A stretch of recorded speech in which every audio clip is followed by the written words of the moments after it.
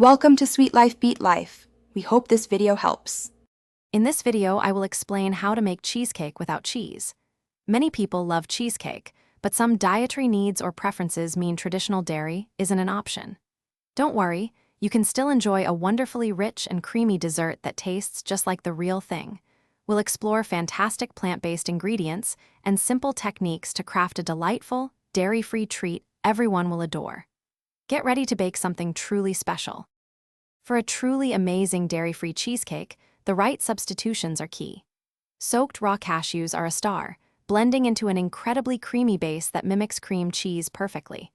Another excellent option is firm silken tofu, which provides a smooth texture and a neutral flavor. Don't forget full-fat coconut cream for added richness and a lovely mouthfeel. These ingredients, combined with a touch of lemon juice and vanilla, create that familiar, irresistible cheesecake tang and flavor. First, let's tackle the crust. A classic choice is crushed graham crackers mixed with melted vegan butter, pressed firmly into a 9-inch springform pan.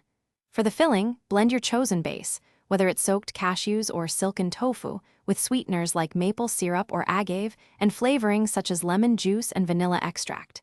Blend until it's incredibly smooth and lump-free. This creamy mixture is the heart of your dairy-free delight, ready for the next step. Once your cheesecake is assembled, it's time for the final touches. If you're baking, place it in an oven preheated to 325 degrees Fahrenheit for about 50 to 60 minutes until the edges are set. For a no-bake version, simply chill it in the refrigerator for at least 4 hours, or preferably overnight, to firm up.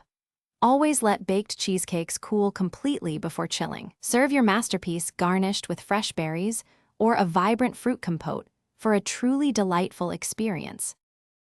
Thanks for watching. Consider subscribing if we helped you.